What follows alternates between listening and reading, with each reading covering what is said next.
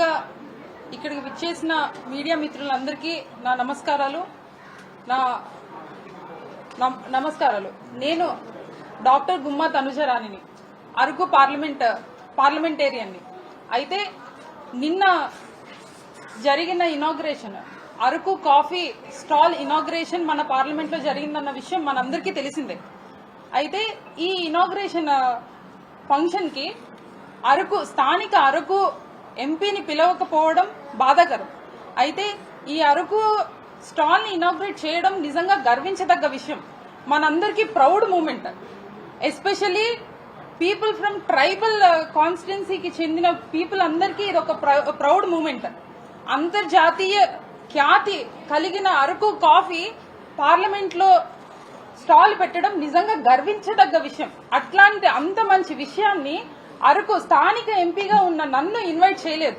కానీ ఈ రోజు నేను ప్రెస్ మీట్ పెట్టి మీ మీడియా ముందుకు రావడానికి గల ప్రధాన కారణం నన్ను ఇన్వైట్ చేయలేదు అన్నది కాదు. ఇన్వైట్ చెయ్యకపోయినా నేను ఫీల్ అవ్వలేదు, బాధపడలేదు, చింతించలేదు. కానీ ఈ ప్రాసెస్ జరుగుతుంది, అరకు కాఫీని పార్లమెంట్ లోకి తీసుకుని వచ్చి పెడతాము అనే ఆలోచన మీకు కలిగిన రోజే అక్కడ మన ఎంపీ ఉన్నారు, మన సమస్యల మీద ఆమె పార్లమెంట్ లో మాట్లాడుతున్నారు, ఆమె వాయిస్ ని వినిపిస్తున్నారు పార్లమెంట్ లో. అలాంటప్పుడు అంత మన కోసం ఫైట్ చేసే ఆమెకి ఒక్కసారి చెప్పాలని చనిపోయలేదా అని రోజు అరకు పార్లమెంట్ లోని కాఫీ స్టాల్ ని పెడితే అరకు ఎంపీని పిలవాలనిపించలేదా? కానీ ఈ ప్రాసెస్ లోని ఒకవేళ గనక నన్ను పిలిచి ఉంటే, లేకపోతే ఒకవేళ గనక నా పార్టిసిపేషన్ గనక ఈ ప్రాసెస్ లో ఎక్కడైనా పెడితే, నాకున్న ఐడియాస్ ఒక 2-3 నేను మీ అందరితో షేర్ చేయాలనుకుంటున్నాను.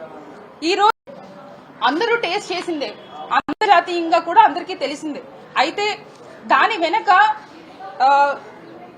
ఈ రైతులు ఎంత కష్టపడుతున్నారు, చెమటోర్చి కష్టపడి అరకు కాఫీని పండించిన రైతుల్ని, ఒక 10 మంది రైతుల్ని పార్లమెంట్ వరకు తీసుకుని వస్తే, ఇక్కడున్న ప్రముఖులందరూ కూడా అరకు కాఫీని టేస్ట్ చేస్తూ ఉంటే, ఆ రైతులు వాళ్ళని చూస్తే వాళ్ళు పడ్డ ఆనందం, వాళ్ళు పడ్డ కష్టం అంతా కూడా అక్కడ సాటిస్ఫాక్షన్ అవుతుంది అని చెప్పి నేను ఈ మీడియా ముఖంగా తెలియజేసుకుంటున్నాను. అదే విధంగా మన అరకు కాఫీ అన్నది not only famous for the Araku coffee, it's famous for other spices, it's famous for pepper, it's famous for turmeric, it's famous for jaggery, it is famous for tamarind. ఇట్లాంటి స్పైసెస్ ఎన్నో ఉన్నాయి. Araku coffee మాత్రమే అరకుకి famous కాదు, Araku famous for all the spices. ఇట్లా ఎన్నో ఉన్నాయి. అట్లాంటివన్నీ కూడా మనం బయటకు తీసుకుని వచ్చి ఇక్కడ పార్లమెంట్ సాక్షిగా ఎంతో మంది ఎంపీలకు కానీ, స్పీకర్లు కానీ, లేకపోతే ఇక్కడ నిన్న పార్టిసిపేట్ చేసిన అందరికీ మనం తెలియజేయవలసిన పరిస్థితి ఉండేది, ఒకవేళ నన్ను కూడా పార్టిసిపేట్ చేయగలిగితే. అదే విధంగా ఈ రోజు నిన్న జరిగిన ప్రోగ్రామ్ లోని అరకుకి ఫేమస్ అయిన దెంసా నృత్యం ఉంది. నిజంగా ఒక 10 మందిని మనం తీసుకుని వచ్చి ఆ నృత్యం కూడా అందరికీ తెలియజేసే వాళ్ళం.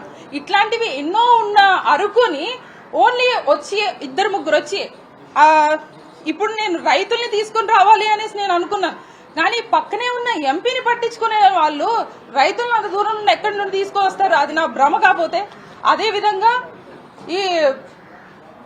ఈ మీడియా ముఖంగా నేను తెలియజేసేది ఏంటంటే, ఇట్లాంటి పనులు ఏవైతే జరుగుతున్నాయో నా ప్రమేయం లేకుండా, నన్ను పిలవకుండా ఇది చేసింది టెంపుల్ ఆఫ్ డెమోక్రసీగా పిలిచే ఈ పార్లమెంట్ లోనే ఇట్లాంటి వైలేషన్ కలుగుతూ ఉన్నప్పుడు, మా ఇక్కడ ఉన్న స్థానిక ఎంపీనే పిలవలేనప్పుడు, ఇట్లాంటి రకరకాల పనులు, లేకపోతే మీటింగ్స్ కానివ్వండి, ఏదైనా ఇనాగ్రేషన్ కానివ్వండి, నా సొంత కాన్స్టిట్యున్సీ అయిన అరకు, మన్యం, ఏఎస్ఆర్ జిల్లాల్లో కూడా చాలా జరిగినవే.